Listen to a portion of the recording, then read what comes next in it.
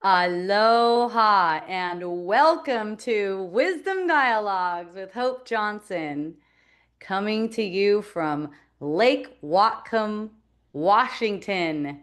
Yay! Yay! I'm so happy to be here. Thank you for joining. I love you.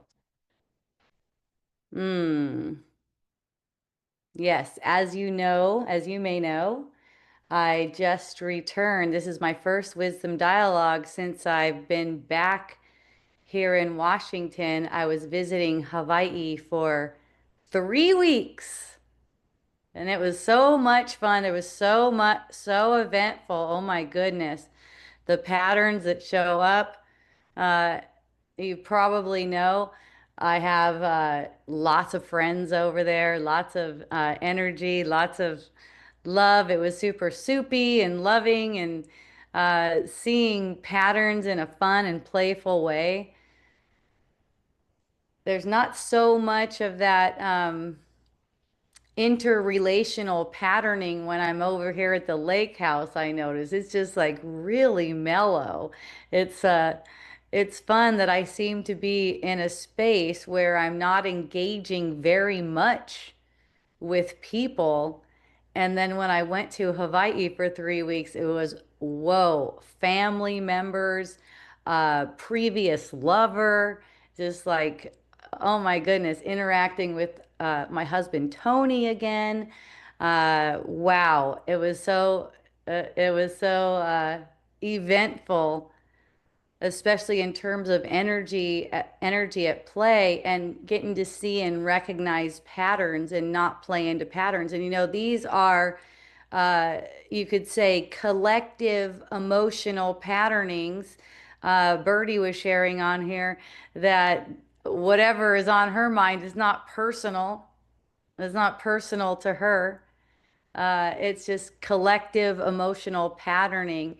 And we get to see how we uh, kind of lazily, it kind of looks like laziness, unconsciousness, not watching, fall into regular patternings that feel like uh, normalized, that even feel like safety, safety in terms of we all want connection. I mean, truly, we want connection to our source. And that comes through interacting with one another and revealing how we deny our source. We're programmed that way.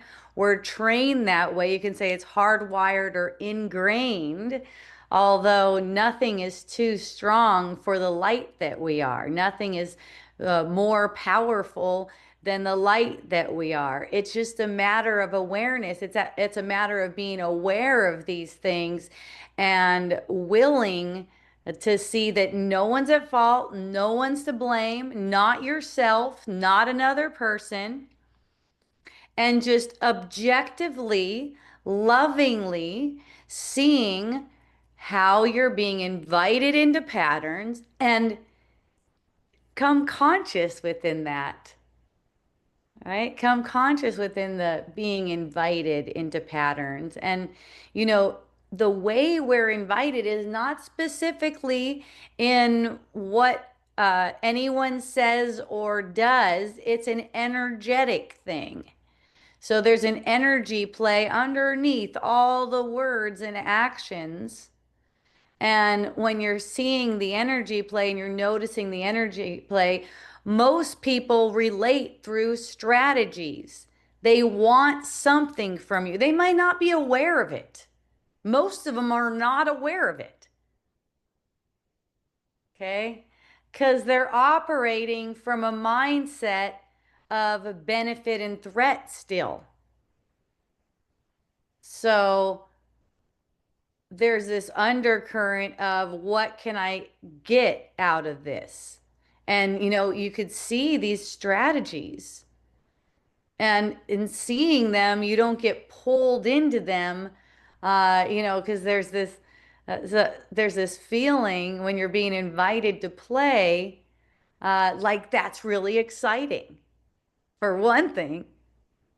There's this sense like, oh, that's really exciting. So, for me, I've just through experience and following that excitement is great. It's just done with awareness.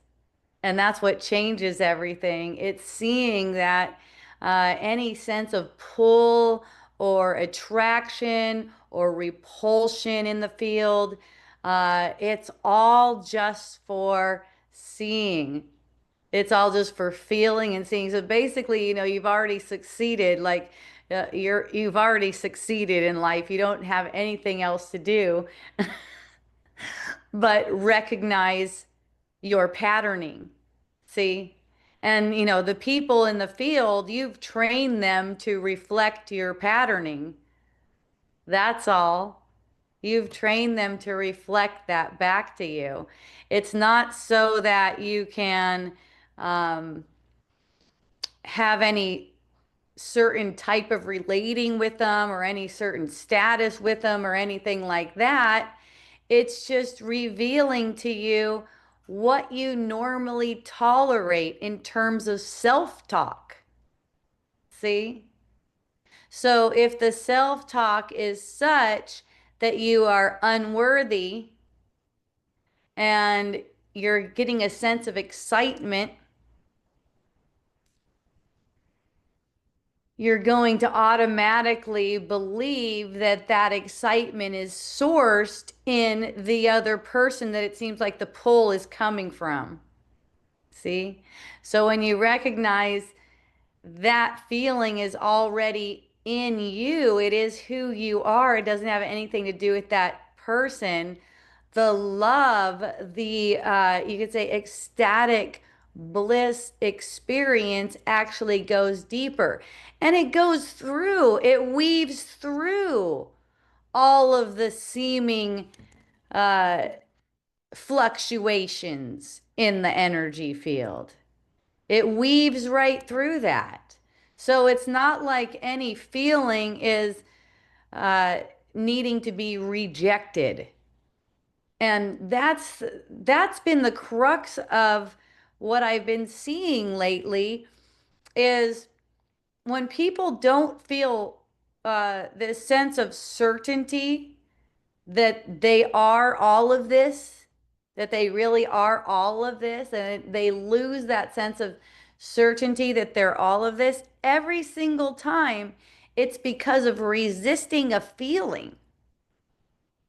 It's because it's a sense that something is wrong and spiritually believing that nothing should be wrong. And the truth is, the overall umbrella truth is nothing is wrong. And then your sense that something is wrong is actually useful. It doesn't mean that something is actually wrong. In a sense, you could also say something is wrong because you're believing something about yourself that isn't true. And this upset feeling is giving you the opportunity to see what that is so it could be released. See? So that's why when an upset feeling is met with joyful presence, it's almost like it's allowed to burn through illusions. That's the kind of sense that it is. It's kind of like a white fire or a holy fire burning away misconceptions about yourself. The idea that you're not powerful.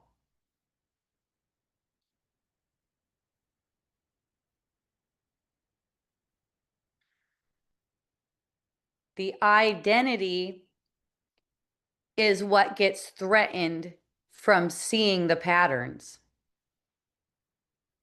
And people sometimes ask me, what do you do when another person is displaying these patterns, like these invitations, like you recognize what it is?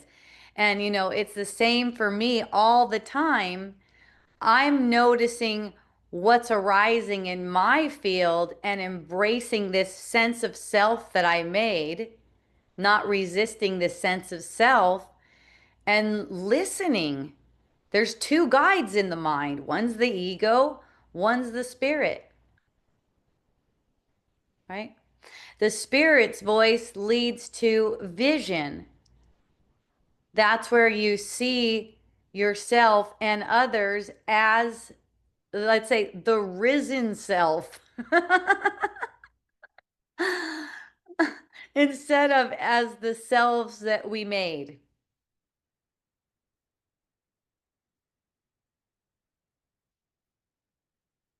And sometimes, I encounter with friends who don't want to see their patterns. If they don't want to see their patterns, that's okay. I don't force it on them, you know. Let's go, okay, check. They don't want to see that pattern right now.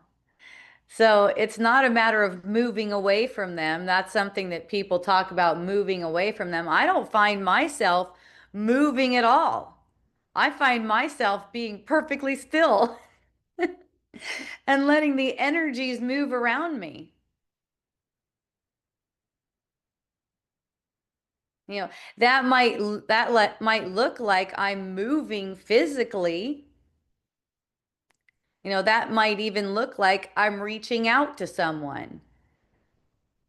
But when it's always coming from a place of sincerity, that's the key.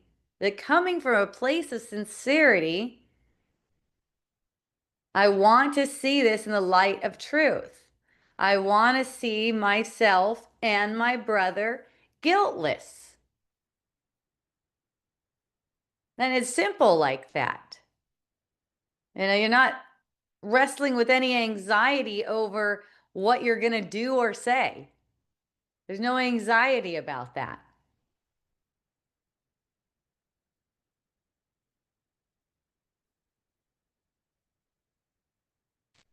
Sometimes my friends hear it here on Wisdom Dialogues, what dynamics I'm playing, and they hear it and they go, shit, that's me.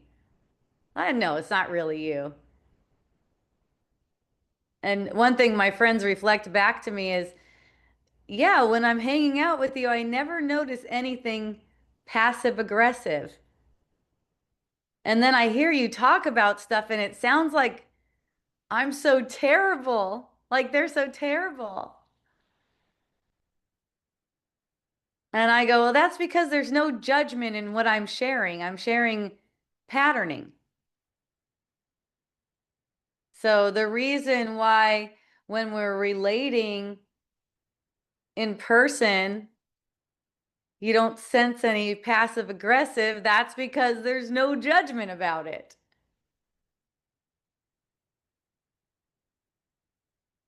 One of my friends was making his behavior into a problem when he saw my post about what was it about? I think it was something about like strategies, using emotional strategies, yes, to get warmth and affection and attention. You know, of course, if I'm in a sexual and romantic relationship with someone, they're going to get a lot more attention than other people. For one thing, that's going to be really inspiring to me and really exciting, and they're going to get more attention. So, using that hook to get the attention and warmth now, as if something maybe down the road is kind of like, no, thank you.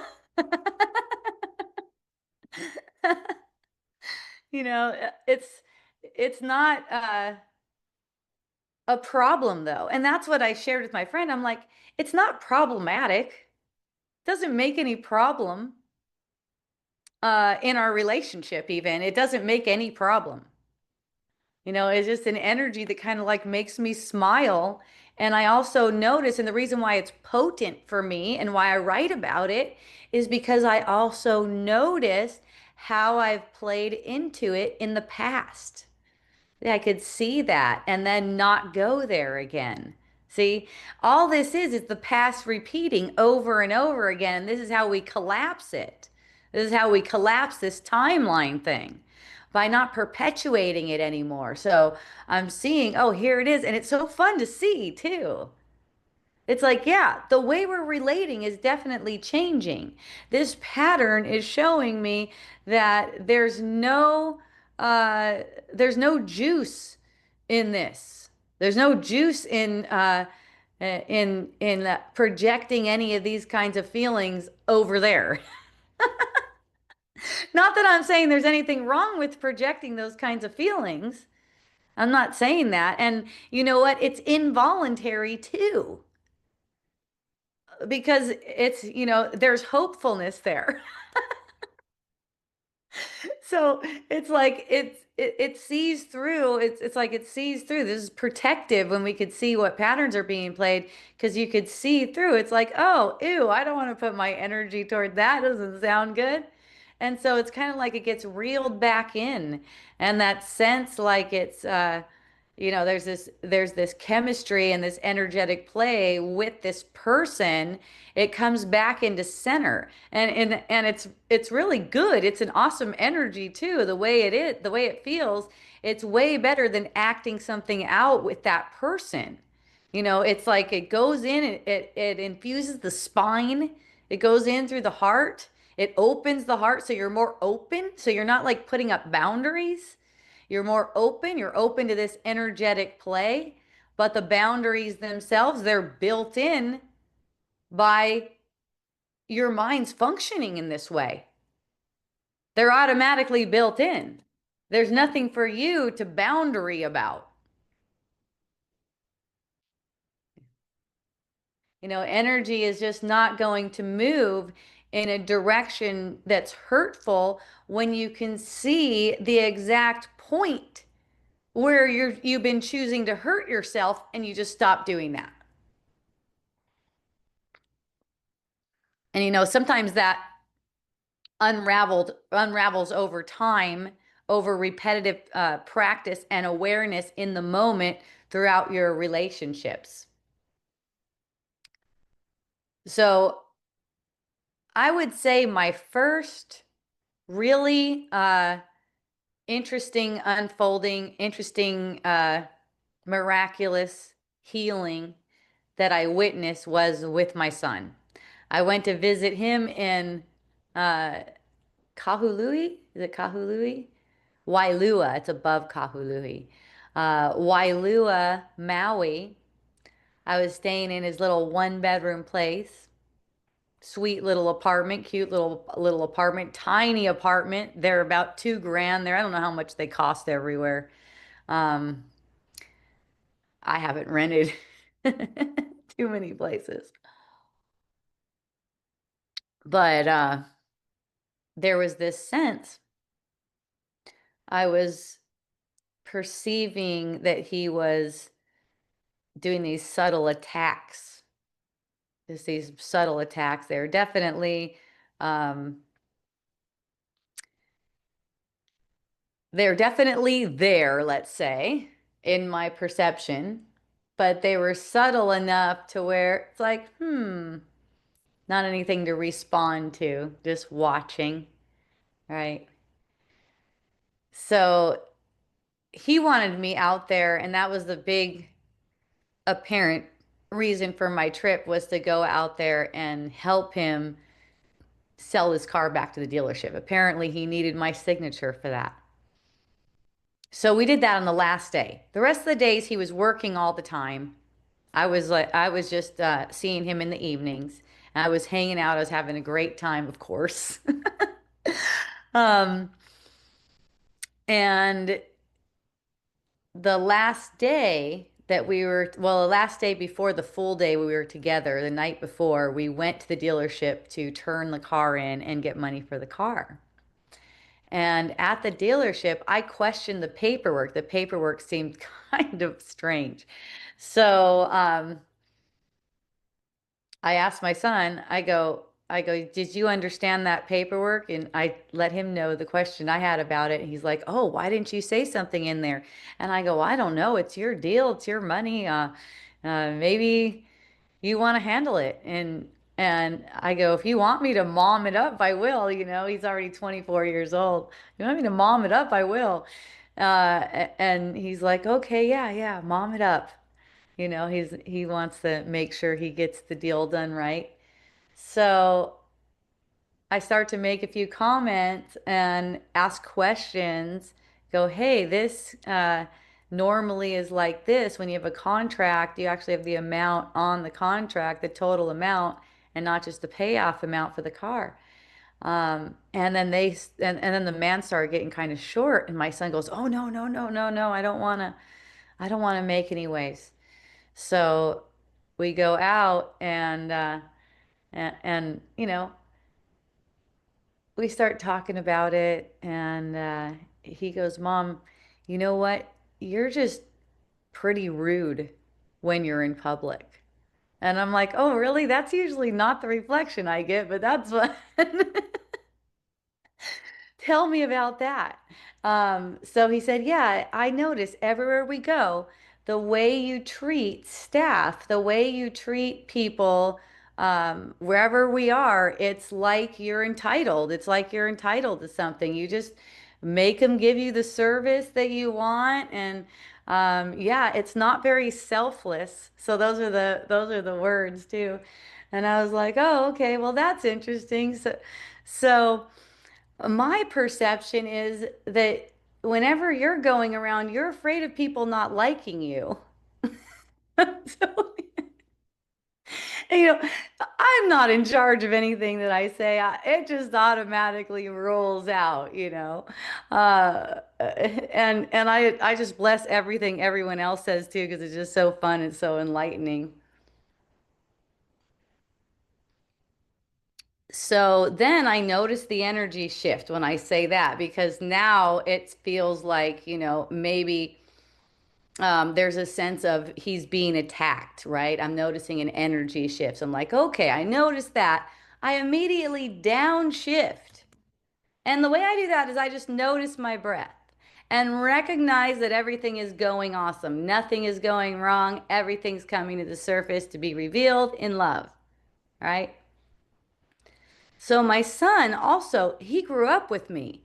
I could see him practicing. I could see him relaxing as well. So this is very helpful. Of course, it's very helpful. Of course, if one of us isn't relaxing, I just help the other one relax. And he goes, Mom, do you feel offended that I said that you're embarrassing out there? And I go, no, that's not the reason I'm saying that to you. I'm not saying it to you because I'm embarrassed. I'm not saying it to you because I need you to change or anything like that. I'm just letting you know because I know you want to have a happy life. And being afraid of people not liking you is not going to work out.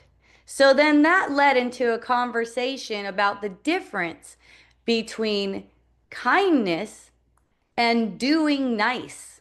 See, there was a conversation about, people in the service industry, for one, for the most part, when you tell them what you want, they're happy about that because then they can give you what you want. An example is, can I have my water without ice? Right? It's like there's this idea and this kind of collective conditioning. It seems to be a lot amongst this generation. I don't know what it's called. These 20-somes, maybe teenagers right now. It may have been like a COVID conditioning or something like that that says, take what's given. Don't ask for what you want. That's rude. Everywhere I go, I'm like asking for what I want. I see that like anywhere I go. I'm like, yeah, I like it like this. I go to the spa and I go, I'd like to do this one first and this one second and this one third. Oh, okay. They're all happy. They're happy to accommodate me. Everywhere I went, everyone is happy to accommodate me. At least that's what it looks like to me. So it really came to sweetness, where there was gratitude. And, my son apologized to me for saying that he was embarrassed about me. I think he saw uh, the point of view that is more free, more open, because the point of view, the judgment about it, that it was an embarrassment, that I'm being rude and stuff like that, the underpinning of that is this almost like a prison cell that says, you just take what you're given and keep your mouth shut. That's societal conditioning, too, right? That's the new thing I noticed. Don't be a Karen. Sometimes I get into the most potent, deep conversations when I'm asking for what I want, too. People are like, "Oh, I could ask for that too." Right? Maybe I like real maple syrup when I go and eat a waffle or something like that. Maybe I like to have heavy cream in my cappuccino instead of regular milk. It's just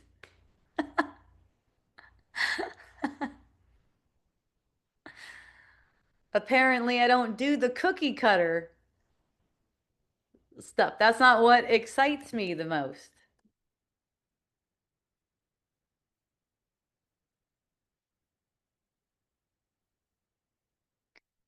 So my son was super sweet. He apologized, and I told him, of course, nothing has gone wrong. It's all freaking awesome. Um, and then in the middle of the night, I noticed this sense like, shit, I don't feel like going around with him if he's still gonna act embarrassed of me. It almost seemed like he was apologetic in front of everywhere we went, and I was kind of like feeling done with that. So I was awake anyways, and it was like 4 in the morning. So I just started noticing my breath, and I let my breath kind of like be hypnotic, let's say. I just let my breath be hypnotic with any of this feeling like I don't want that. I don't like that. That's one way of, symbolically embracing the self that's like really clear. I do not want that anymore, right? And just breathing with it. And it was so sweet because first thing in the morning, we both woke up around 7 o'clock and he goes, "Hey, Mom, do you want to go out to that cool breakfast place that you found? It's really sweet breakfast place. I loved it." I'm like, "Yes, I would love to." I go, "You're not embarrassed of me anymore." And he goes, not at all. And so we had just a great day. We went to breakfast, went to Yao Valley. We got to meet up with my friend Alexia. We all had sushi together. It was just really sweet from then on out. I even saw him again before I left Big Island. He came out there for a weekend. I saw him again, and it just sweet energy, really sweet energy. Shifts around that. Don't be a Karen. Shifts around that are incredible, incredible, because this is something that's been going on for a while. I think I've shared with you guys that the kind of like the template in my house was that I'm on a crazy spiritual path, and everyone else just has to deal with me. It kind of. Yeah, Karen, don't be a Karen. Thank you. Thank you for that.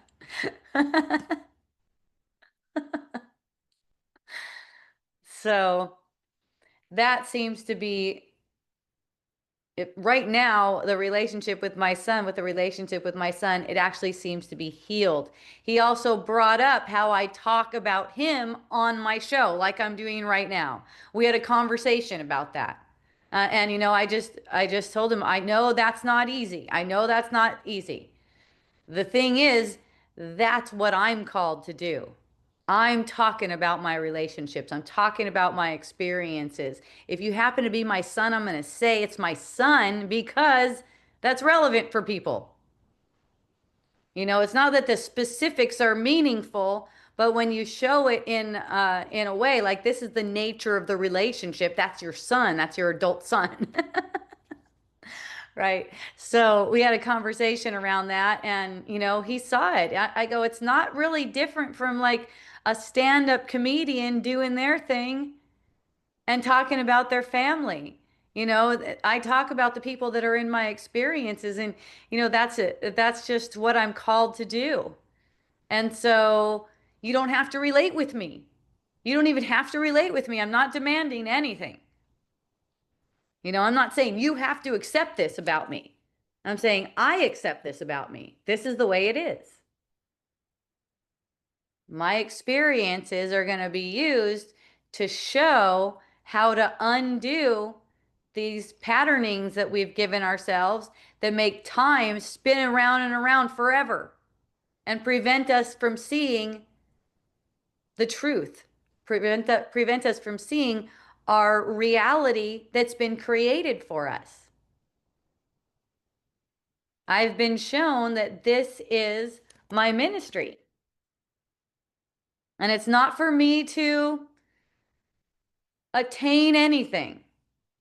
Okay, I'm just doing as I'm guided, and I make a lot of videos. I post a bunch of videos. Apparently, I have more content uh, that's been called ACIM content because that's kind of like the vein that I'm in is ACIM. I definitely, A Course in Miracles, for those of you who don't know that acronym.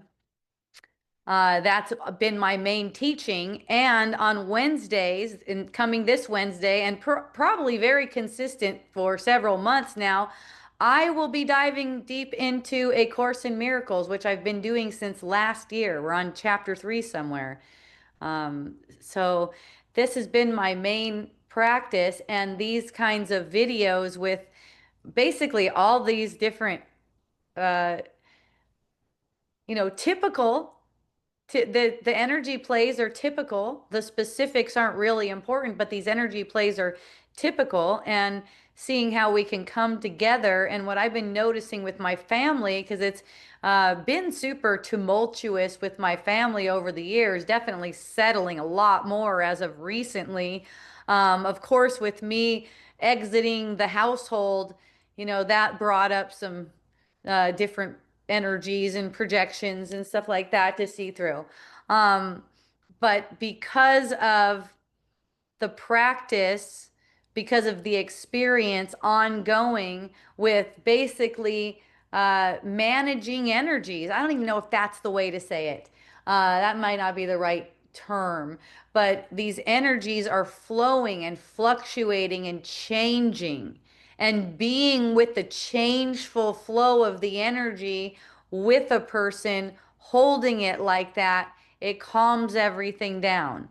And more people are practicing this too. Like I noticed with my son, he's shown this real resistance to me over time, but he's a lot like me in the way I could just see him uh, doing the work. I could see him relaxing. Basically, doing the work is relaxing. Isn't that funny? That's really what it is. It's relaxing in the moment. It's noticing, okay, the energy's getting agitated here. So you notice your breath, notice your breathing. It's not to resist agitation, it's to become bigger than it and embrace it. Is you are bigger than it. It's not like really you're becoming. It's like you're coming into the knowing that that you're bigger than it, and you can just embrace that feeling, embrace yourself exactly as you are. Okay, now I'm going to talk about sickness. Okay, that's something that has definitely been circulating around in my field For one, while I was at my son's on Maui, one of the first thing that came down is I started sneezing. And then I'm like, oh, that's unusual. There's a lot of sneezing happening. And then the next thing you know, symptoms started to show up and were worsening and stuff like that. So what's going on with that? It didn't end up being a big deal. Um, in the physical sense, of course, I looked at it all as showing me something. What is it? Why am I projecting this sickness? The sickness itself, it doesn't mean anything. It's not like some kind of a mirror that tells you that you've done something wrong. The sickness itself does not mean anything. And you're giving that to yourself as a symbol. That's symbolic. So it's showing you that there's something there that is asking for purification and you've been avoidant toward it. That's all. So it's like now open up. So at that point, I opened up to what was going on. As you guys can see, there's a lot of layers going on. I'm showing you guys what's going on in my experience. Each life has so many different layers. That's why alertness is definitely important. So I'm noticing what is coming. All I have to do with sickness is go, okay, what is it that I need to see? And then I'll see what's bothering me. That's all. A thought will occur to me and I'll see what it is. Oh, there it is. That's a painful thought. And, in my case, it was this anxiety like of going back to Hawaii and having my feelings on display. I still feel this pull or attraction, or I did feel at that time. It seems to still be there kind of slightly, but I seem to have this pull or attraction toward a person, and there was anxiety around him seeing how I felt and dealing with some kind of maybe arrogance or something like that, something that I've seen before. So once I was aware that that was the situation, that's what seems to be bothersome, then I could know, okay, there's where there's a miscreative thought in the field. What's going on? What am I really afraid of? Why would I be afraid of him getting arrogant? Why can't I just feel what I feel and let that be the case? So it ended up that that's how I approached it. And I didn't know whether I was going to see this person or not, but it was like everything was just synchronistically lining up this one day and then another day. And I was just like, okay, that energy is ready to be at play, let's say. That play is ready to go down. So I'm just aware of the fluctuations in that and not needing to, like I said earlier, make it about a person. See?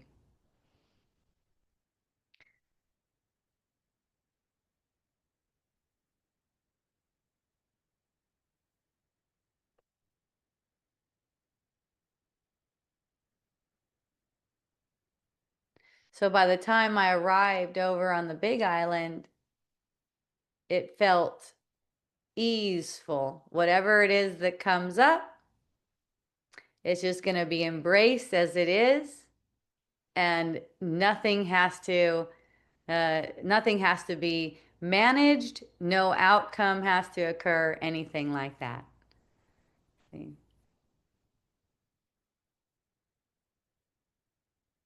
Okay, question. I have this floating anxiety that something is going to happen to my baby. Yay, that's a fun one. As it seems like I love her more than myself, and it's scary to think that she's vulnerable, even though I know it's a miscreative thought. Okay, so here's what I recommend on that. Go to worst case scenario. Okay, your mind's spinning it anyways. Go to worst case scenario and ask to see that everything is still okay in the worst case scenario. That's what I did with my kids. I thought it was amazing. I mean, just seeing that nothing disturbs my peace. See, this is going to be hanging out in the background, this fear of something happening to your baby, as long as you believe that something can disturb your peace. So that thought is popping up to show you that. So it also puts you in the zone of cherish every moment.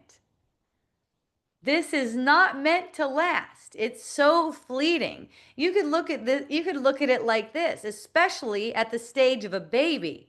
That fucker is dying all the time. The way they are now is so changeful. They're never the same. And really, no one is. You can look at everyone like that. No one's ever the same. They're more like a river that you're experiencing. And then that gives you the kind of reverence for your relationships that really make them fulfilling. And I've seen I have three kids apparently, and I'm really aware of how many times I say I'm so aware of that. It's so trippy. I don't know if I'm going to change it to not saying I, because I'm so aware of it. It's just in the speech automatically, and uh, it's like I know I'm not actually that I. So I don't want to confuse you guys though. Anyways, here's here's what I noticed. Okay, with my kids, nothing ever bothers me that they do. And that's just because of practicing anything that happens, anything, whatever. My daughter was getting her sixth abortion while I was there. And she's real comical about it too. It's pretty cute. She talks about bringing chocolates in and whether they have a punch card. Not that she ever pays for any of those because they're totally free. You can have as many abortions as you want, apparently. So, anyways, here's what I noticed with three apparent kids, ages 33, 24, and 17, okay? When I have approached my meeting them like this, and this is how I approach meeting anyone, it could be the last time, right? It could be the last time. You never know what's going to go down. So when things shift, like when they stop talking to me, my son stopped talking to me for maybe a couple of months, I feel complete. I just feel complete. The same thing occurred with Fairyland, where I used to live over there on Hinala Street, where it got covered by lava. I spent so much time in my gardens being thankful, knowing that it's passing, knowing that it's not meant to last. And that's how everything is. That's how every relating is. Not meant to last. When it got taken by lava, there was not this sense of incomplete. I just felt complete. I felt complete with the whole experience. See? So don't resist the feeling. That's what I've been talking about lately. And, that's something I've been practicing all along. Like you can see with these senses, like, oh my God, my son, my son who's 17 right now used to play on the roof when he was 4. And that's where I got a large sense of anxiety. He's going to fall off the roof. And that's where I got a really deep opening too, because the spirit showed me, go in the house and take care of yourself right now, because you're projecting all kinds of fear. You think of that story often, yeah. I notice how I'm projecting him falling off the roof. And what am I really afraid of, really, underneath all of that? Right? And you see what it is. For everyone, it could be different. For me, it was not even uh, losing my son. It was how people would judge me for letting him play on the roof.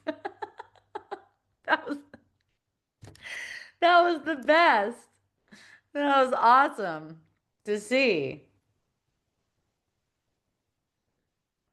But you can't see something like that unless you're willing to be really accepting of yourself.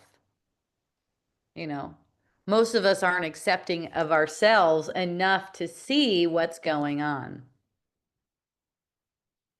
See,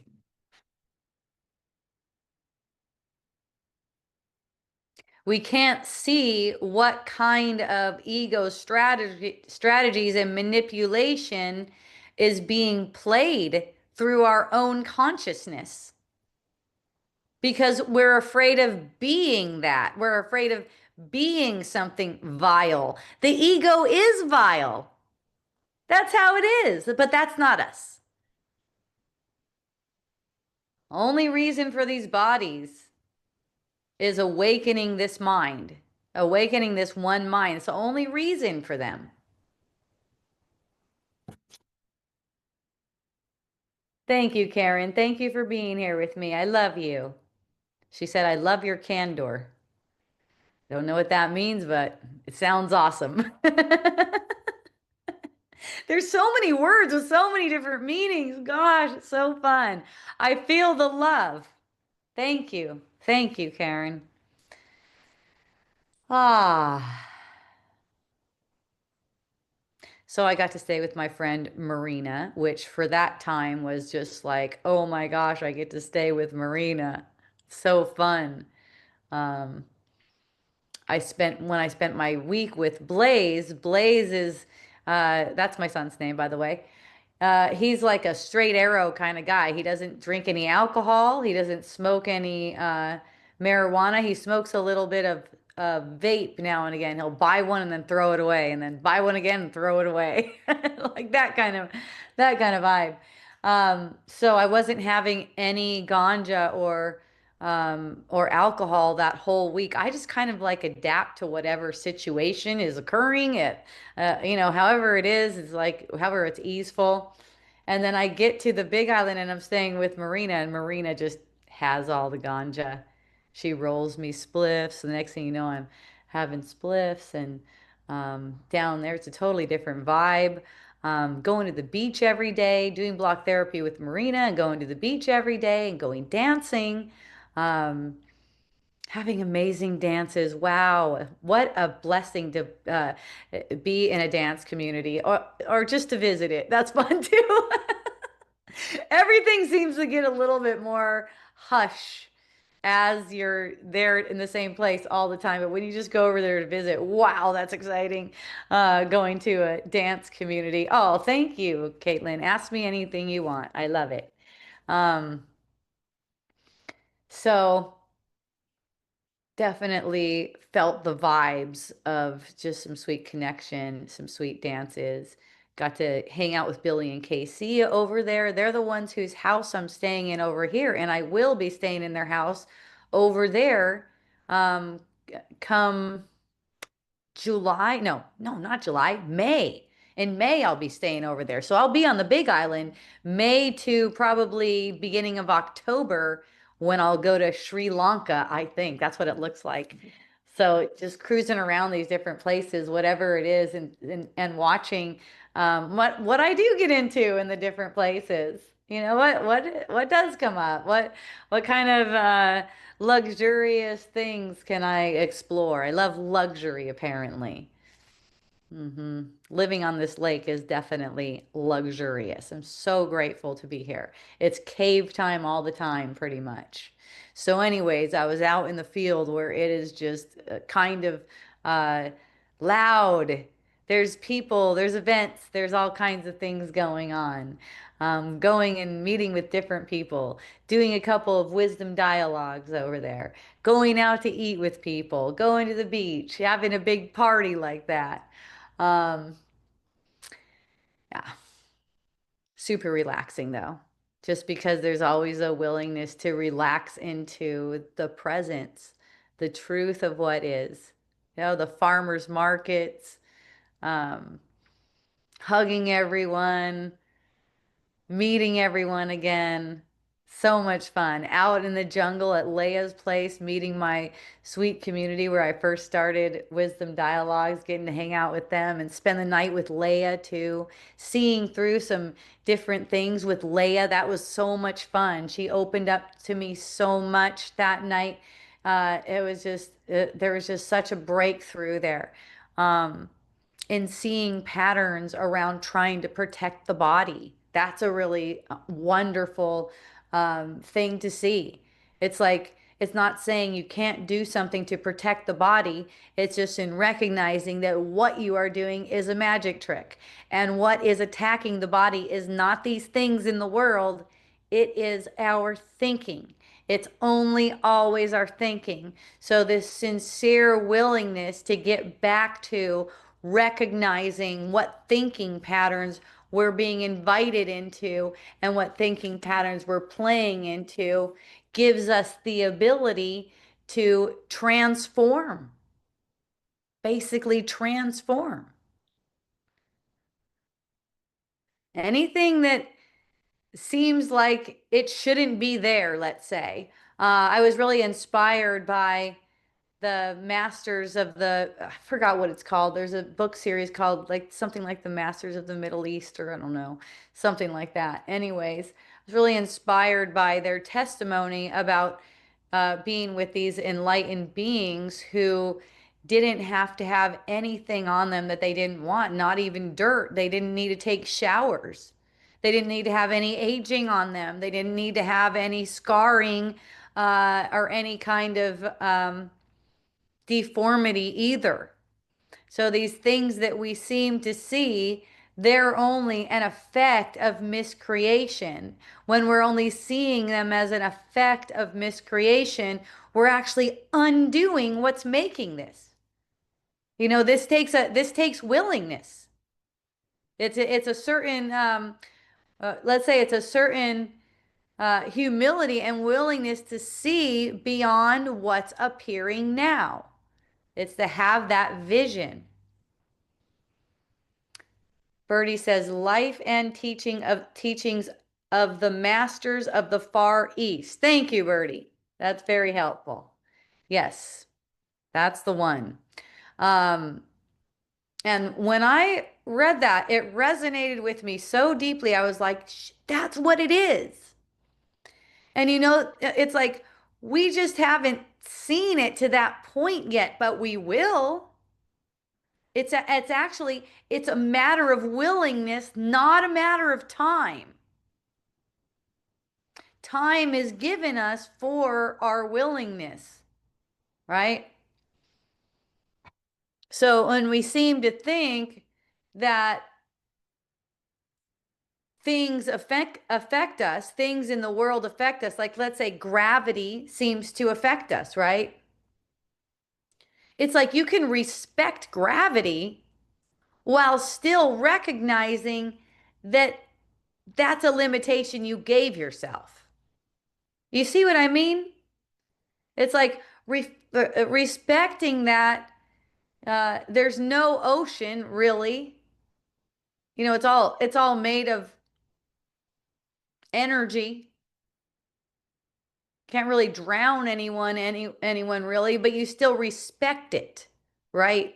Because you made it to seem powerful to yourself and you believe in it.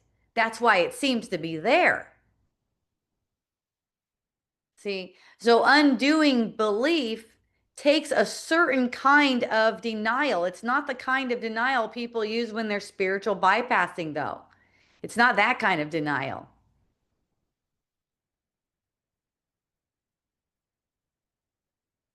right? You put the ocean right there in front of you, you put the body right there. You orchestrated all that, you're orchestrating all of it. But that doesn't mean you should try to tempt it by testing it. It's not like that. You know, someone might hear that food doesn't affect your body and go, oh, good, I'm just going to eat McDonald's all the time, right? That's what I mean by testing it. We want to be in a place where we're just listening to what's the most peaceful, let's say, thing to eat right now. What thing to eat is the most in my system right now? Ah. If I'm afraid of gluten and one of the options is a bagel and it's not gluten free, then that's not very relaxing for me to eat the bagel.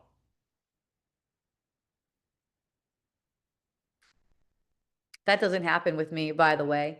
And I find myself going through phases of what is the most ah thing. Ah, right?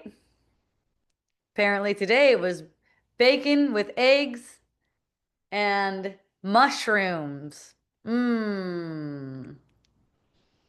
And a cappuccino. Mmm. See, it doesn't matter.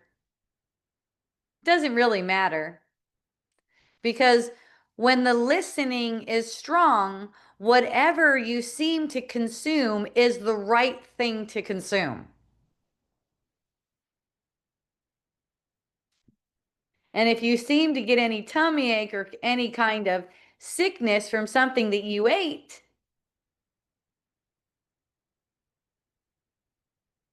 that's when you recognize it's not the thing you ate. It doesn't mean to go and try to eat it again. You'll probably find yourself eating it again at some point, but it's a chance to recognize, oh, that's meant to distract. What is it that I need to see? What is it? And it's always something. You'll see. The thought will come up and it'll be a painful thought. If you'll look at it, you'll see. And you may see more underneath it. I was talking with a friend recently who once, it's like, well, what is it that's supporting that upset feeling? Like for me, it was like, what is it that's supporting this anxiety? Look at those thoughts. What's supporting that anxiety? And then I start to see the thoughts that are supporting it. It's like I don't want to get into some kind of unconscious dance with them again. I don't want him to see how much I still am, uh, I guess you would say, drawn, feel chemistry that with him, I guess, passion, something like that. And when it was revealed that none of that stuff matters, I had to see the thoughts, though. I had to see what they were. And once I saw what they were, it was just obvious. Oh, those don't mean anything. But in the unconscious, unwatched mind, there's layers of miscreative thoughts. So this is how we get to see them. The sickness, the symptoms, those pass away. They cannot be there when the guilt is purified. And eventually, no sickness can be tolerated by your mind. That's what it means when it talks about how Jesus didn't tolerate sickness. So he couldn't perceive it. So that's hit the sight. He couldn't even perceive it, not in himself, not in anyone. That's our goal, and we're going to our goal just naturally. That's why I'm always talking about relaxing, because it's kind of like a current leading to the goal, and it requires relaxation in order for the current to move you.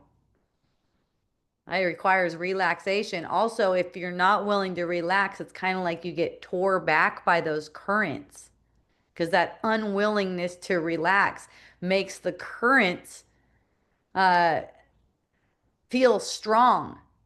It's kind of like if it's kind of like if you're not going with it. Like, look at if you're body surfing and a wave's coming, you're trying to go the other way, and you don't know how to dive under a wave. Um, it's going to take you longer and you're going to feel more beat up, basically, if you're not willing to relax through all the stories, through all the scenarios. Um, Spiritual bypassing is a thing that people do, and I believe, I've done it too. Probably for quite a while. It seemed like I was doing both for a while. Like there were certain things I was like, okay, I'm going to keep those on the spiritual bypass, and these things I'm going to meet. Nothing wrong with this at all. Nothing at all wrong. Um, it's just a phase, and seeing that and learning to see that all is one. It's just a phase of, oh, I'm just not going to let that touch me. If I see anything that's a special relationship, or if I see anything, any pain or sickness or dis-ease or anything like that in the field, I'm just going to say it's not there. And, that's fine. That works for a while. It seems to work for a while. It's just that it doesn't undo anything. And eventually things become more frustrating because inside it's kind of like, when is this gonna end? Am I doing anything to help this end? Yeah,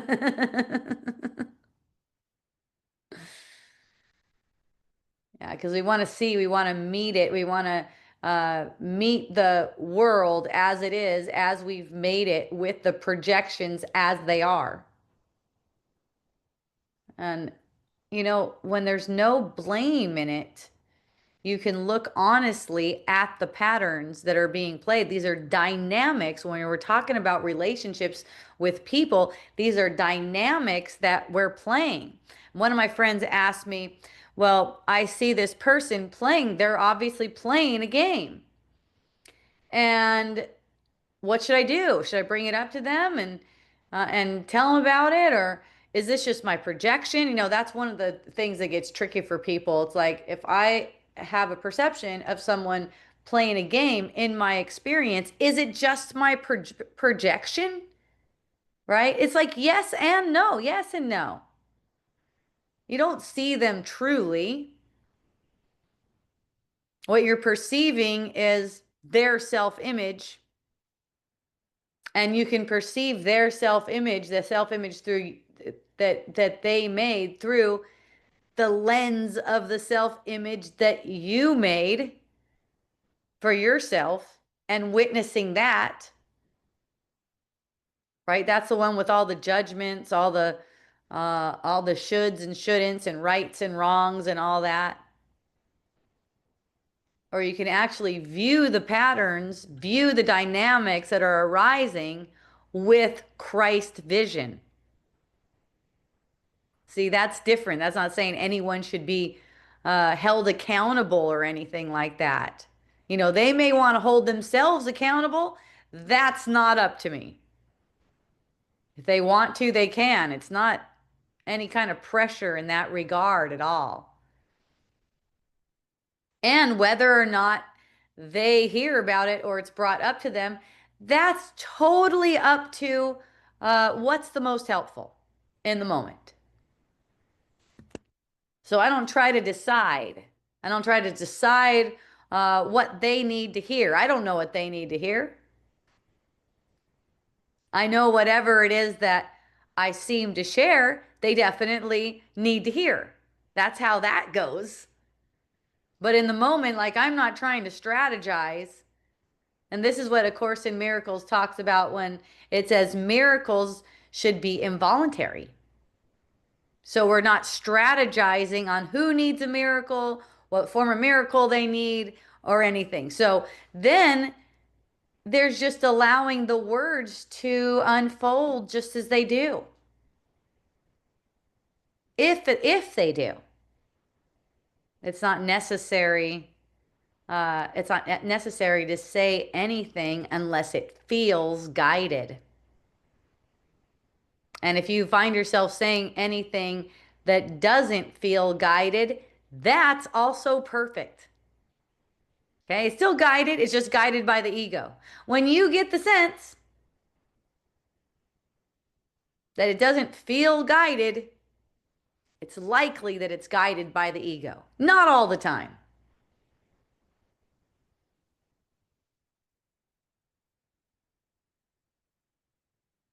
Because there's some times where you're being guided into right action, and you're also resisting right action at the same time, which is, basically because you're holding someone as not deserving that right action,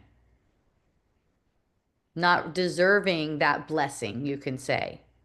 And the blessing is seeing them as harmless, seeing them as helpful, right? Not even just harmless, but helpful. That's how it is for me. I can recognize how everyone is so helpful to me. That's why it's not problematic for me at all when someone plays a manipulative pattern with me. I mean, geez, if it was problematic for me, I would not be able to hang out with anyone. See?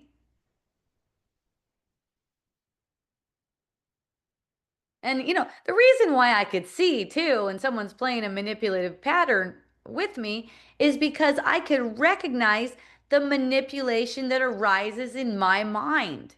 It's just that I don't identify with it, so I could see it easily. And I'm like, oh, huh, okay, that's fun. So it's not something that I'm trying to manage or get an outcome from. I'm just seeing, oh, there's a strategy. Oh, I see it. It's not right, it's not wrong, but seeing it makes it so it's ineffective. It's not going to work. It's never working to get us what we want anyways, but it's not going to even work as a strategy at play because it's seeing that that strategy is leading to nothing that I want. And every strategy is like that. That's what makes it really easy. That's what makes it really relaxing, just listening for the guidance. And so someone might ask, whose guidance is it? And one way of looking at it, it's all symbolic because it's all us. It's coming from our own mind. One way of looking at it from this point of view is Jesus. Let's say Jesus, to give it a name. He doesn't really care. He's not really a him. Um, let's say it's a field of awareness, and each of us is projecting through a field of awareness. So let's say the goal is to align our individual fields of awareness with the Christ field of awareness that is in our mind, right? That doesn't mean we become him. Each of us is an individualized expression of the divine. So our field of awareness is distinct. It's distinct from all other fields of awareness. And when one field of awareness moves toward alignment with the Christ field of awareness, it uplifts the collective consciousness. And it's very powerful. Just one. Just one. One person aligning fully, alignment as in doing God's will, right? Knowing that's the only will you want, aligning fully with the Christ field of awareness. That's all it takes to undo this whole world. One. You know why? Because it's already undone. That's actually you just seeing what's actually occurred.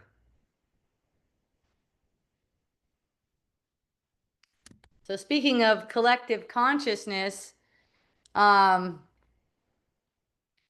been noticing from being on Facebook and also reading a few headlines, apparently The Jeffrey Epstein things are in the news right now. And uh, yeah, I haven't done any research on this. Like I don't know about evidence or anything like that. Doesn't even matter to me. It does not matter. Uh, what I'm seeing is that the collective consciousness is getting disillusioned. That's what I'm noticing. The collective consciousness is kind of like, what in the world is running this world? And that's something that's been apparent to me. I wasn't able to tell exactly what it was or anything like that, but it's been apparent to me for over 30 years. I just noticed it one time when I was sitting in my parents' house they were watching the news, they had the news on, and I just go, who are they even talking to? It seems like they're talking to stupid people. Who is listening to this stuff? This is weird. I just thought it was super eerie and creepy. It just looked like, and I didn't have the words for it, but it looked like mind control. And ever since I was a kid, I've always had this aversion to this sense that someone's trying to control the mind. And I'd see that even when I was in the cult, when I was kind of like in this institution where I'd go, and there were a bunch of kids in this large house, and just the way they were doing it's like ooh. And when I'm in a hospital, same kind of eerie. It's like whoa, what is going on here? So this is good. Getting disillusioned is awesome because see what the whole system of let's say limitation. You could say control too, system of control. Okay. Yes, people want to be in control. That's how the ego operates. All right. Yay. That's not a problem for any of us, right? It's not really a problem because it's in the perception, and everything perceived can be changed and actually isn't the way it seems in the first place. Okay. So when we're recognizing these kinds of things and we're recognizing, I know one was, holy shit, some people get it this way. They're poisoning us with through the food. They're shit. And now I'm seeing, I saw this like 30 years ago, and now I'm seeing reels of people going, do you know what's in this stuff? Do you know what's in this food? Back then it was like you were a crazy person if you talked about this gradual poisoning through the food. And that's what it looks like. It looks like gradual poisoning. It looks like intent, actually. Uh, is it intent? You know what? It's all an illusion. It really, there's no reason to decide. There's no reason to decide. Just noticing the play, noticing the energy. Okay, what happens? A bunch of people eat this kind of food. They seem to have trouble with their weight. They seem to be that wanting to stay in a comfort zone, and that's the thing that keeps these systems of limitations in this assumed power, perceived power. People just want to go to their comfort zone. And that's different from that's different from relaxing in feeling what you actually don't like. This comfort zone that people like to get into with their TV and their junk food and all their stuff like that, it's an avoidance strategy. It's actually this sadness and this fear being pushed down by all these kinds of ways, and living these kinds of lifestyles where I just want my comfort. I just want my comfort. That's why I love to get the sense like I got out of my comfort zone. That's one thing traveling is good for, just letting yourself get out of your comfort zone. It's like you're going over there now and you're doing things the way they're done over there. You don't have to try to like scrap to get all your comforts in order. That teaches you to embrace what's coming up right now rather than run to dulling, this dulling thing. And, it's not in the actual ingredients, it's not the ingredients themselves. It is the vibration. That's what everything breaks down to. It's this vibration and how you are even consuming it. Like let's say I had fast food. I don't know when the last time I have had the perception of wanting fast food was. I may have had a bite of my son's fries and just go, "Oh, that does not even taste good to me." Um, but if I found myself eating fast food, who knows what kind of situation I'm in, and I find myself eating fast food, um, I'm not going to trip out on I'm eating a bunch of poison and stuff like that because my mind is way more powerful than that. And if I'm not eating it for the purpose of dulling and numbing myself, see how it's your mind? If you're eating it for the purpose of dulling and numbing yourself, notice why you're doing it. Are you uncomfortable? Are you trying to fill a void? What is it? It doesn't mean you stop doing it. I'm talking about alertness. That's all. You may be starting with that. You may be like, Hope, fast foods, that seems to be my weakness. I seem to go out and get fast foods all the time. Great. Work with that. Here's how you work with it. No shame in it. Absolutely no shame. You're aware of what the apparent ingredients are in that food, and you're aware that there's no way it can have effects on your body. It's not cannot make effects on your body. Also, what is it that you're trying to cover up with it? Sweets are the same way. If you're not being sweet to yourself, you're going to find yourself overindulging in sweet stuff. What do I mean by overindulging? It doesn't feel like it hits that excitement note. It feels more like stuffing it in, right? It's not having this enjoyment note to it. That's all. So it's not a matter of judging yourself, but noticing, how am I not being sweet to myself? How am I taking myself to be an illusion? That's going to drive you to eat fast food. I had that habit when I was in my early 20s. This thing would cycle around where I'd be shaming myself. It was really trip. It would just I'd have this great energy, friendly, loving, and everything. And then one day, maybe one day a month, maybe once every 2 weeks, I don't know, would hit. And I would be in this state where I just feel terrible about myself. And when I felt terrible about myself, what did I do? I went to fast food restaurants, one after the other in the drive-through and just eat, eat, eat, eat, eat, eat, eat. I was maybe like 20 years old. And I noticed that I didn't notice that it was a pattern yet. I didn't see it like that. I saw it like a weakness. Um, and that's the thing. If you're seeing it as a weakness, you're not going to be able to see the patterns at play. It's actually perfect exactly as it is. If you're first embracing and you're accepting exactly what it is, that's what's going to help you to ultimately see the patterns that are driving you to basically be doing something you don't want to do. It's a funny thing. There's not very many people who would say, I want to be eating fast food, at least not in my sphere. People, when they find themselves doing it, they're like, oh, I shouldn't be doing that. See, that's not really the way to approach it, though.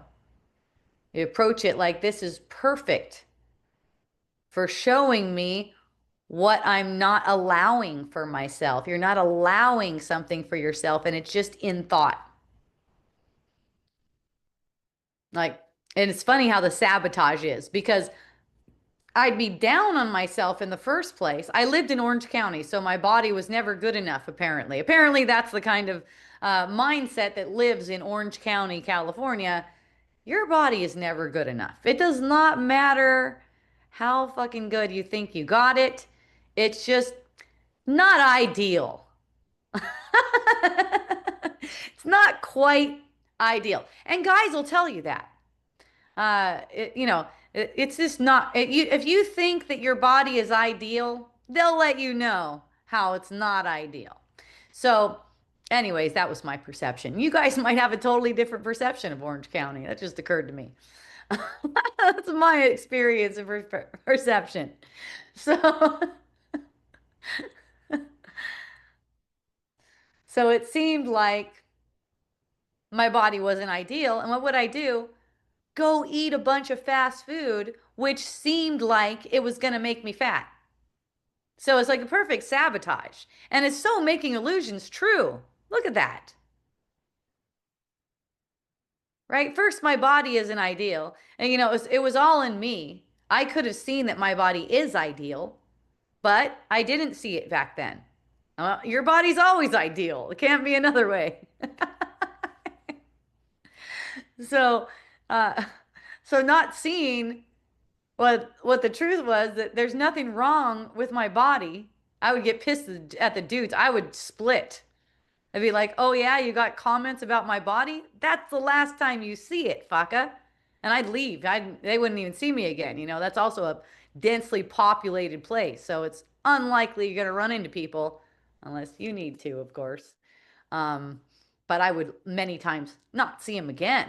I would just go, "What a fucking punk, man. What does he think he's so cute about?" And later on, I'm walking on. But still there was the suffering over it, which was the eating of the food. It's like this feeling of like emptiness, like you're not good enough. And that came back around for me too, just recently. Back then I was like, I don't know, 17 to 20 or something like that. I met Tony when I was 21. He never had any bad thing to say about my body. And then I get into it again, getting into a relationship, and the guy doesn't know what's going on. He's tripping out, doesn't know this feeling, falling in love, and he's going, "Your body's too old." I'm like, "What?" Makes no sense. Anyways, I didn't believe it this time. I was like, that actually makes no sense. That's actually funny. Um, First time he said it, I go, "Oh, okay, well, good to know.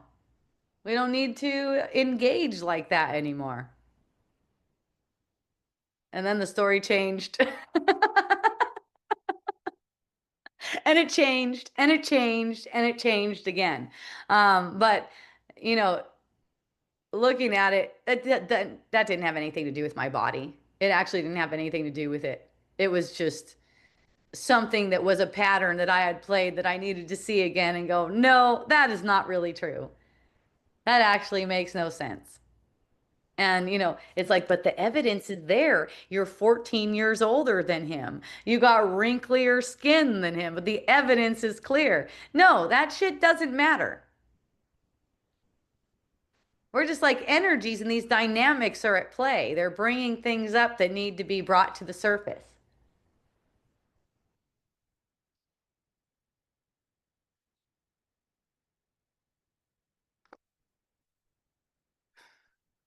And, it's like the forgive them, they know not what they do comes to mind too, because, when someone's using something like that, that is a reflection of some deep insecurity.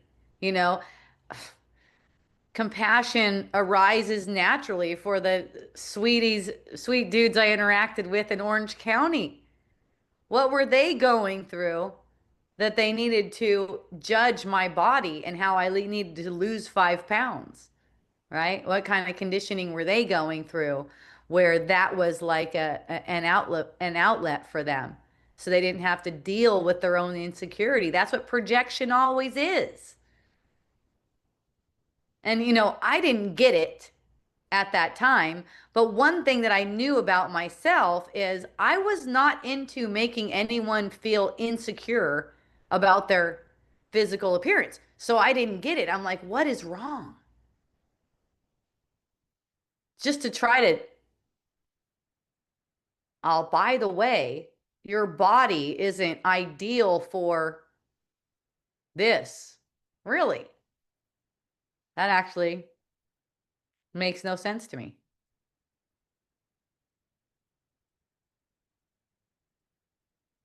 I didn't notice one time when I was in high school, I was dating this guy, His name was Floyd. I thought that was a cool name. And he was a cutie. He had a really cute face, apparently. That's my judgment. Anything that we do like that is judgment. Uh, Cute face. I mean, what that comes from, two eyes in a certain place that look like this, cheekbones like this, or whatever it is it all converges to. Oh, that's a cute face to me. And that's fine. Um, Really cute face. I never looked at his ass, apparently. I don't know why I didn't look at his ass. I guess I like face. I like faces. So my friends were like, "Hey, Hope, do you realize that Floyd's got a huge ass?" I'm like, I can't even picture his ass. You looking at his ass? Yeah, he's got a fat ass for a dude. It's kind of like a chick's ass. And I'm like, no shit. Okay. So then I look at it and I'm like, oh yeah, nothing changed.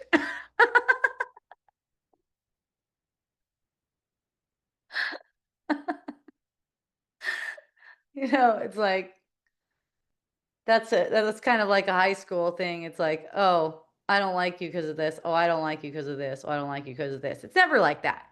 It's just dynamics at play. That's not really true. Even if your mind tells you you don't like someone because they're this or because they're that or anything like that. No, it's dynamics and chemistry at play. None of that stuff matters.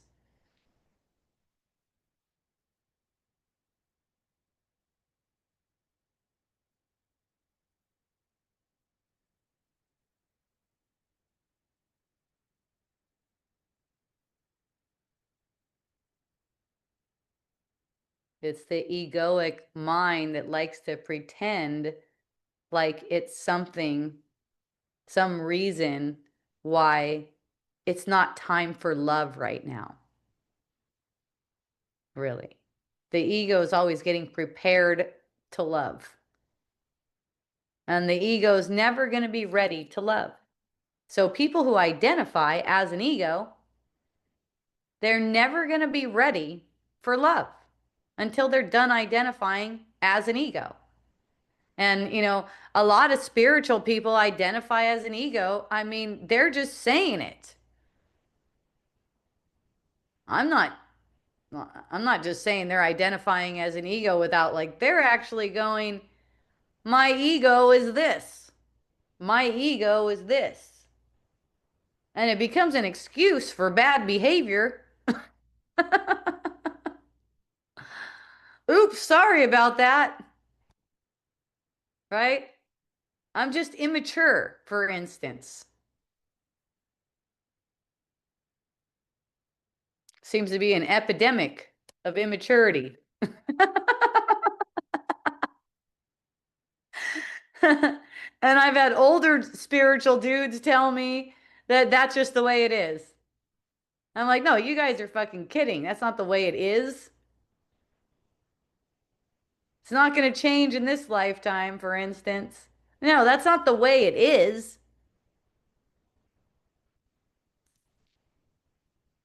We're not seeing it the way it is.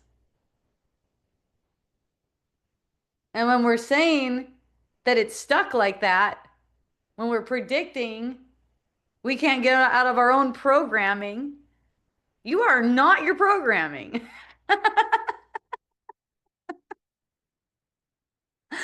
I mean, it's just a matter of coming to know that whatever that programming is telling you, like you can't get out of your programming, is for you to decide if that's meaningful or not. You decide right now if that's a meaningful thought or not. Does it limit you? Man, I don't mind seeing myself say limiting thoughts because then they're revealed and it's like, oh, that isn't true. Yay. It doesn't mean anything on you, but just recognizing that that is a limitation.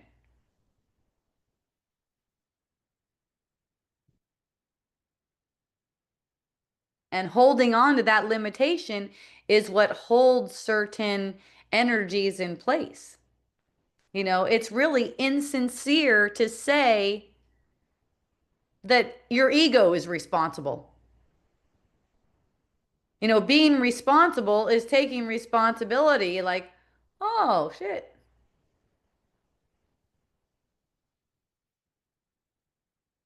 I want to see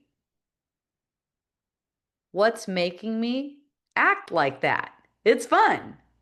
You have to accept that there's nothing wrong with acting like that first, whatever it is. And if you want to see the underlying thought patterns that you follow that cause you to act in a certain way that seems to be harmful. A friend of mine apologized to me. It seemed like, wow, that was very hurtful when he saw the game he was doing with emotional energy, using emotional energy. He's like, wow, it seems like it's very hurtful. I let him know I'm not hurt by it at all. Not even. If anything, that's been very helpful. It's like any kind of pain that I have projected in the past has been useful for me. But it's like at the moment of recognizing the strategy to get my attention, to get my affection, to get warmth, and basically more, it didn't come with any pain at all. It came with clarity and actually a huge heart opening. That's what I noticed. I was just like laying in my bed, and a thought of him came to mind, uh, and the sense of he's suffering over this idea that he hurt anyone. And I just felt this warmth in my heart and my chest just open up and feel really large. And I knew I felt, really connected to the source and to his mind to communicate that this is actually ideal. It's ideal and very perfect.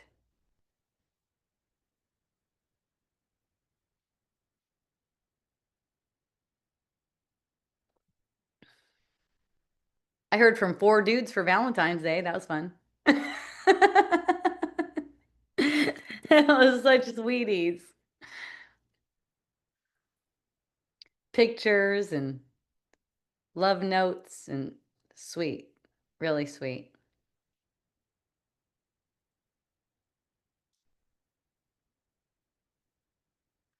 So, Valentine's Day, that was yesterday, apparently. I didn't realize Valentine's Day was coming up. And I got some flowers, some really pretty yellow lilies on I think it was the 12th, and then it was Valentine's Day, and I was like, oh, I already have my flowers. How fun. And then it occurred to me, I was like, maybe I want to make a list of the kind of qualities I would love in a partner. And then again, I'm aware of all these I's that I'm saying. Um, and then it occurred to me, well, I don't really want a person. It's not a person. It's a resonance. It's a certain coherence. So I didn't start a list. I never even started a list. It just occurred to me that what if I made a list of the kinds of qualities I would like? And it occurred to me, no, it's not that. It's a certain coherence. I don't know what it looks like. I don't know what activities we're doing. Yeah, I like to think I know we'll be making love a bunch because I love that. But I don't know what kind of activities we're really going to be doing or how he would be or if anything like that is even going to occur again. We never know. And in fact, I'm totally open to it not occurring again. It's whatever's the most helpful to undo this illusion. That's what I'm interested in. So that question came to my mind, and I was so happy uh, about how it unfolded because it just was really clear to me. No, I really don't know. I just let it be open, and willing to see what comes up to play in my field at that coherence level. I cannot tolerate being in any kind of romantic play with incoherence anymore. I had my play with that. It was awesome. It was awesome. And then I saw that I cannot do an incoherent dance anymore. So I'm really happy about that. I haven't been so single. I say so single because I'm always having so many sweet interactions with people, and some of them are a bit of a romantic play, I'd say. Um, but nothing that's really like this strong chemistry romantic play that's uh what's the way to say it? Fused. One way of saying it. Fused together. Like, ah.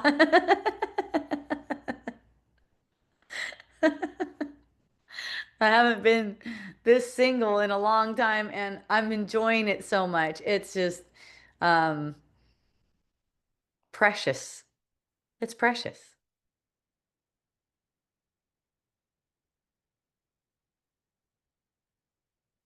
And it's to a point where I sense that it doesn't really matter either way. I am going to uh truth. I'm sincerely on the road to home. And if anyone wants to catch up with me on that, and I'm constantly falling in love. That's the other thing. And I say it like that. I say falling in love because it's a surrender, right? And I don't need to do that with another person. In fact, my experience has been when it's with another person, it seems to get complicated and actually not go that deep. I'm open to a different way of relating there as well.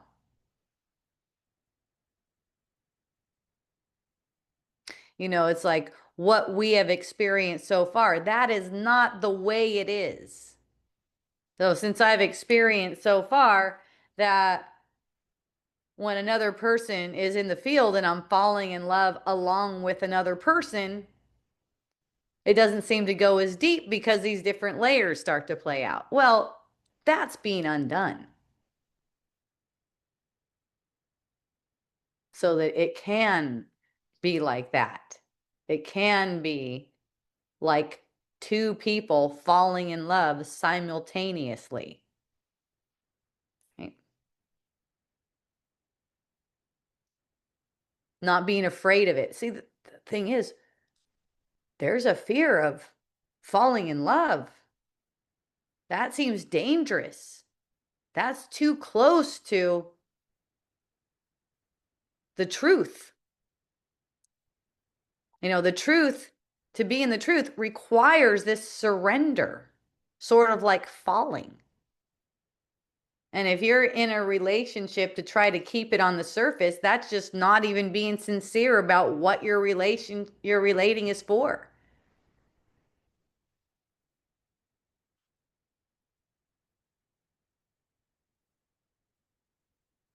I mean, eventually you'll see you're just falling in love. It doesn't necessarily need another person around for that to happen. But another person can be used as a catalyst. And that's why I'm so glad I got the sense of falling in love with a person.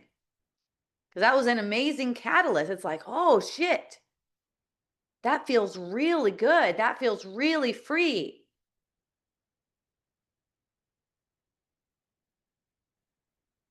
So it's like, what do you do when that person reflects back to you? No, no, no, no, no, no, no.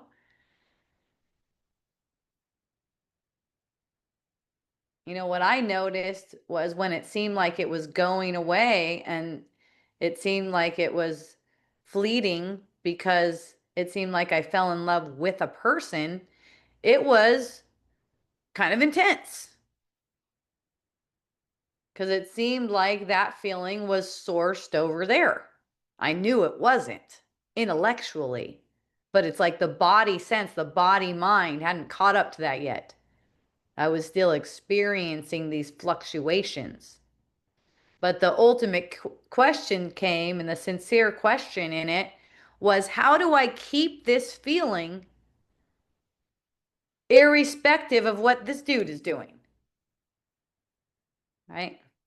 So when you have the right question, that's the question that gets answered. And so it's being revealed to me day after day. Just getting a sudden sense of falling in love. Sometimes it's a sustained sense of falling in love. And it's a wonderful, I guess you could say, relationship dynamic. It's all a relationship. It's all a relationship to source. It's a wonderful relationship dynamic because it's totally released of any kind of binding that says it should be this way first. I noticed myself messing around with the espresso machine again. That thing's pretty fun. Apparently, those guys, you got to take care of them. Um, well, I was taking care of mine and it got confusing. It was like, why is this not working? Let me see why this is not working. And then I noticed a little bit of tension around it. And then there was a surrender. And then I'm falling in love in the midst of doing the espresso machine stuff. I'm like, wow, it just really doesn't matter. I just stay falling in love and something comes up to act like it's a problem, it's some kind of problem, and then it's like back to that again. What's it like? It's a sense of being carefree and cared for simultaneously. It's a sense of being light and alive, full of juice and energy, fearlessness.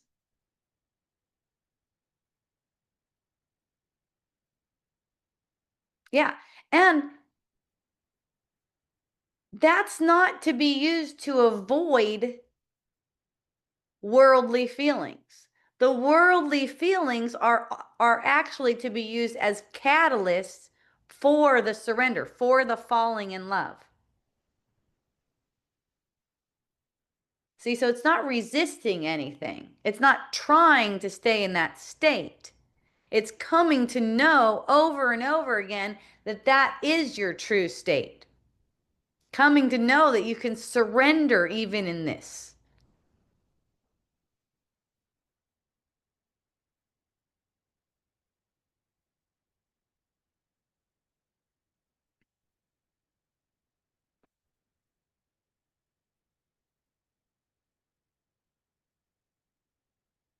Got some wild perceptions and some of them just mundane. I get both going on. I get some wild things. Um, I ended up doing acid at the end of my Hawaii trip when I went and hung out with my daughter and her friends. And that was just a wild experience, just being in a different realm. It's kind of like a realm of people who regularly use these kinds of substances, and they're regularly basically a party vibe. You would say a party vibe. Um, and there's some dysfunctional stuff that you I guess you wouldn't consider it normal dysfunctional stuff where these guys are all friends and one guy has hit a couple of the other guys before just recently and slashed one of their tires, and then they're still hanging out together. So it was kind of a cute vibe where there was kind of some tension in the air, and also people are trying to make up, and I'm there, and people are sweet to me, so people are probably making up more when I'm around. Um, that's the story I made up, anyways. It looked like that. They are super sweet. They're super sweet. I think they have a desire to see through. It's just not so consistent because of the shame. What I notice in realms like that, there's this sense of shame that people do not want to look at. And that seems to be the issue for people is they don't want to look at their shameful self that they made. And the reason they don't want to look at the shameful self is because they believe that it's real. So they're afraid of it. So they're trying to push it down. And that's what I noticed with one of my friends. It's like he was trying to change the narrative of what happened, what apparently happened before. Nothing really happened. But I noticed the strategy, trying to change the narrative to make it like he's unoffensive. And that's already saying I'm offensive. See that?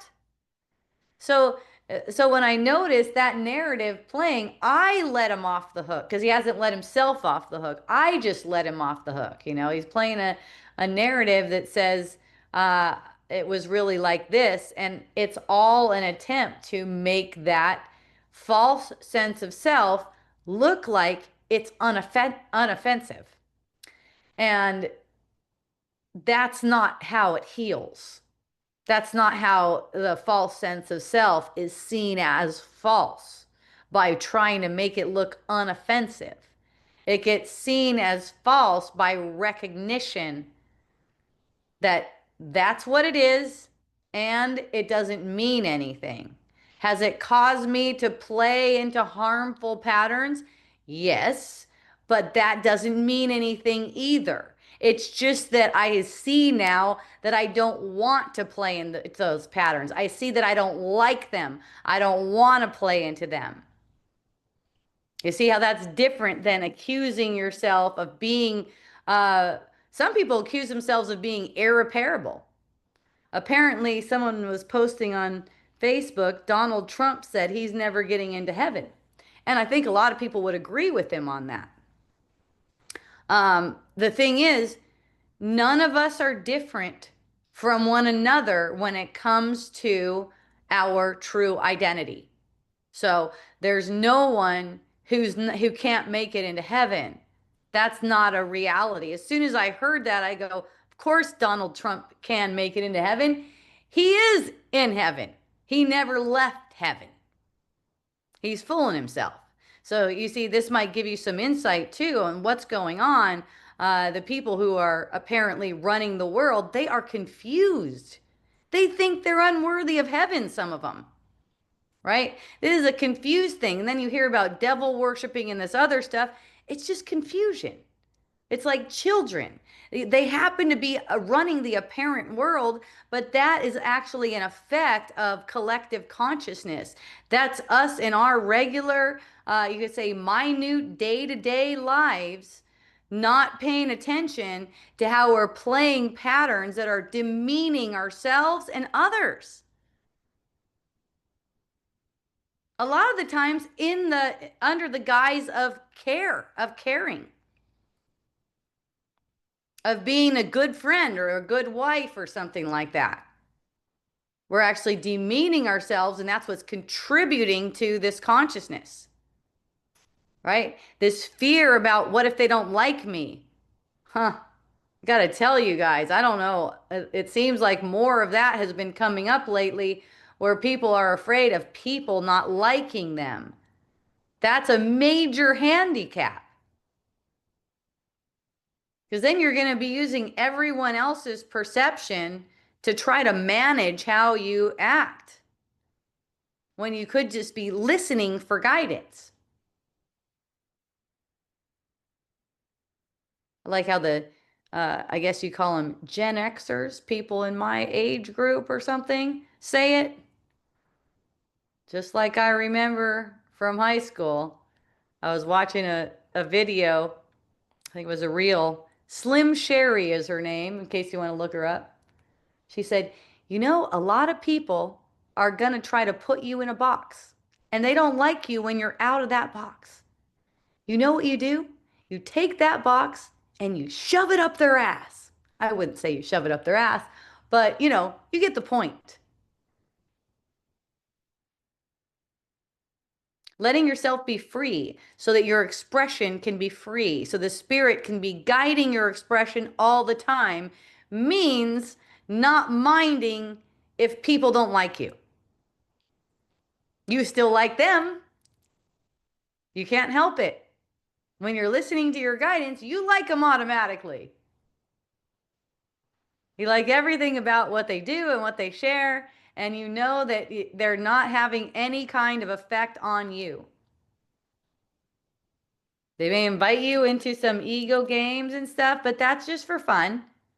When you accept the invitation and you go into those ego games, you know you don't have fun.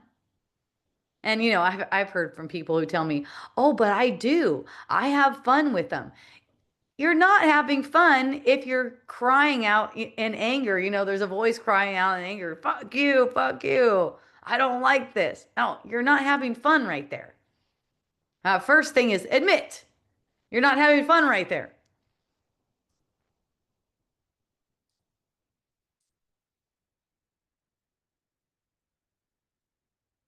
Instead of spiritual bypassing so hard that you can't even question what the ego is telling you.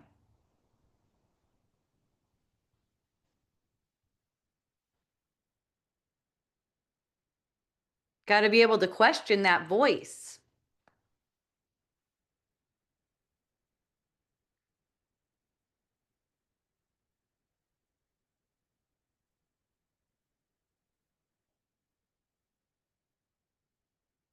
It's kind of like you can see it in the reflection in these government plays. Just do what we say, especially COVID time. Just do it. Do what we say. We know better than you. If you don't recognize that's an ego play, next thing you know, you're getting shot up with who knows how many apparently known poisons. That's hilarious. If you don't recognize the invitation, constant invitation, doctors, they give you diagnoses, right? That's an invitation to believe something that's not possible. Diagnosis says, you have this. Then a person will say, I have a diagnosis now. Only because you want it. Only because you want it. Only because you're trying to cover up something that you don't want to see. That's why you have a diagnosis. It's okay. It's not guilty. It's an opportunity to see what's at play. What kind of thought pattern are you supporting that doesn't feel good to you? That brings on symptoms, all kinds of symptoms. Might be a diagnosis, might be some electronic thing is going awry. Again, I'm not saying this is a bad thing. Don't judge yourself. Be glad when you see. That's what happens for me. I'm glad when I see. I'm like, oh, hmm. And it's not like it needs a big investigation. Like, oh, I made this complicated. I made this difficult. Hmm. It'll show you. And if it doesn't come up automatically, it's just a matter of you recognizing that you're making it. So then you don't have to get into this non-relaxed, anxious vibe about things. You go into relaxation, you watch your breath, and your breath automatically deepens through the process, that's how things actually change. They change in the mind. They stop cycling the same things over and over again. And it's like, oh no, I never get that. Some people say they get cut off. Whenever I drive, I get cut off. I'm like, I never get that experience. That's interesting, right? So recognizing that we're giving ourselves these repetitive patterns for a purpose. And I think it's a really fun purpose. I've been having a great time with it. I'm so happy to share with you. Thank you. I love you. Yay, everyone. Thank you for joining. I love you so much. I'm going to be back Wednesday. Oh, let me know if you have any questions, and I'll stay on for a minute if anyone has any questions. I'll be back on Wednesday with ACIM Deep Dive. I'm so excited. I haven't had one since, I don't know, sometime last month. So I'm so excited to share that with you. And in the meantime, go over to hopejohnson.org. I take donations there. I'm interested in getting some more donations right now. So anyone who feels like they would like to donate, this is a really good time. Um, I would like to get my clips from these videos, from what I say, out to TikTok. Um, and I have a friend who will do it for me. He doesn't charge very much. I don't know how much it would take, but let's say if I get an extra 200 per month in donations from what I have right now, I will hire him to put little clips on TikTok. So if you would like to help out with that, you could go to hopejohnson.org and go to the donate tab, or you could just reach out to me if that's kind of hassly for you. So, yay. Thank you for joining. And until next time, mahalo, aloha, and a hui ho. Yay. Woo. Let us play.